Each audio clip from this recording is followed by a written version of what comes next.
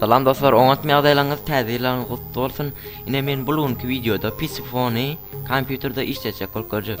Ýaly bir imoda otyrkam men bir tanşym PC-fon kompýuterda işleýär diýdi we men ondan aldym. Ýönedir barlak göreliň ine. Men bärde hiçlik soft ezer VPN ulanamak.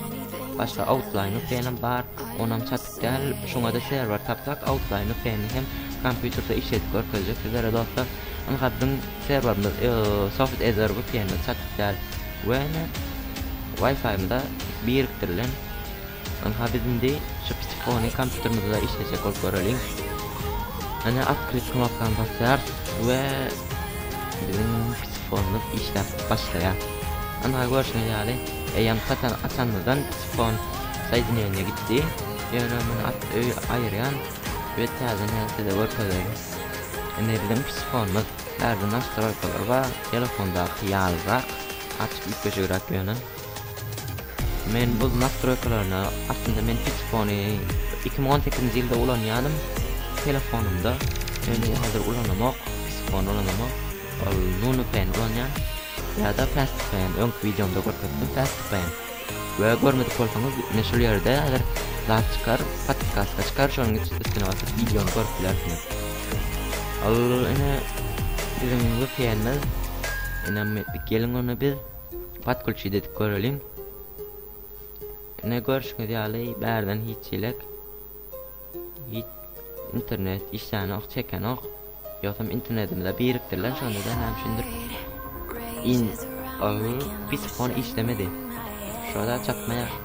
Munyň ýaly gidişinde ol çatma düşünükli eýýär. We biz onu stop berýär. We mun çatma üçin ilk bilen soft ezer VPN ulanyp görjek. Men size aýtdym bu VPN işlemedi, mende işlemedi, eger siz işleýänini bilmedim. Ne soft ezer VPN mende işleýär we muny men bir serwere çataýnadyr, Russia Federation. Şu serwer işleýän bolaýdyr.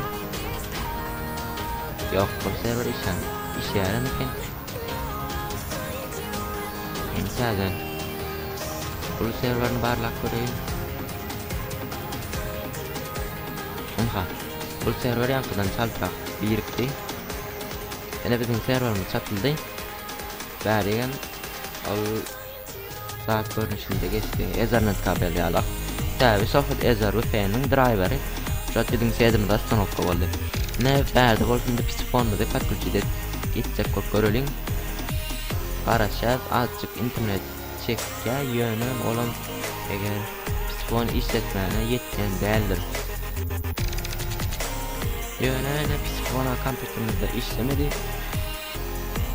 Ýok, işlejegem ýaly. Men şu anda internetin tezligi işletdi. Ene işledi. Saýdynýanyna PC-fon ustanowlen diýär. Ine bizim intro adımız işledi PC-fonymyz. Gelinde biz bir sayt açyp göreliň. Bärden. Ýöne nädip işledi? Bizim zatymyzyň üstü bilen işledi. Şol soft ezer VPN'imiziň üstü bilen bizim PC-fonymyz işledi. Eger de soft ezer VPN işletse bärde beýmanylyk döreýär. Soft ezer VPN işletse bize PC-fony onuň üstünden işletmek näme gerek?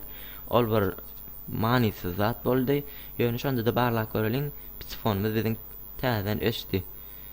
Bul boljak galýalak öçüp ýanyp dur. Şonda da barlak göreliň YouTube. Wow, VPN işleýär. PC-fonymyzyň üstü bilen YouTube açylýar. Tezlik hem elbetde 38 kilobayt. Şonuň ýetýärlikde işleýär. YouTube açdy. Ýöne bärde biz PC-fony işletmän hem YouTube açyp bilerdik ýanky şol soft ezer VPN'imiz üstü bilen. Ol gyzykly däl. Men şu wagtda YouTube'dan bir PC-fony yapdym. O gerekkä. Indi PC-fonyda men YouTube'dan açsak bolup göreyim. PC-fonyda YouTube hasal açylar diýen fikirden tabi 2 VPN, 2 tunelden täzeden girjek bolsa ol açyp serwer setinde narukka berýän bolmagy mümkin. Galandan bilmedim, bol internet serwer bolmagy mümkin. Ýöne ýanky PC-fon çatlanmasy ol YouTube hasam atan ýalat bolýar ýöne galandan wagt çöde. Ha YouTube'umda atılýar. Oňa söýdük. Wene şu wagty şol soft ezara açdy ýöne pisfon bilenem açyp boldy. Anka dostlar, men size şu wagt pisfonuň näkilek iş edilişini görkezdim ýöne egerde kompýuteringizde soft ezar VPN ulanyp bilýän bolsaňyz, onda maslahat berýändiňiz soft ezar VPN ulanyň başga VPN'lere kelläňiz agyrtman kompýuterde şol soft ezar VPN'den gowuşlayan VPN ýok. Pisfonam şol diňe soft ezar VPN'niň üst gülen mende ha şonuň üstünden çatyldy. Egerde muňa proxy serwer goýan ýagdaýymyzda häzir görkeň. Ine men öz masal ul pisfon ulanmam soň muňa gyzyklanamok. Soft ezar VPN ulanýan. Ine bul pisfona proxy serwer goýup bolýar.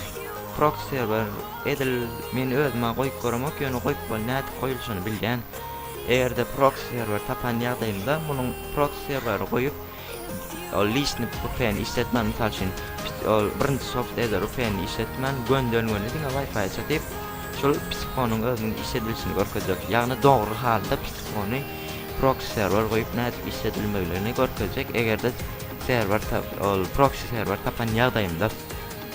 Onda näme videomuz gyzykly bolan bolsa dostlar, like basyň, kanalymyza agza bolasyňyz diýilýän bolsa kanalymyza agza bolup bilersiňiz. Aşagda podpisatsiýa diýip knopka bardyr, şoň üstüne basyp kanalymyza agza bolup bilersiňiz. Egerde kanalymyza birinji gezek gelen bolsaňyz, onda näme häzirlikçe şu videoda sizler bilen hoşlaşýar. Häzirlikçe sag bolun.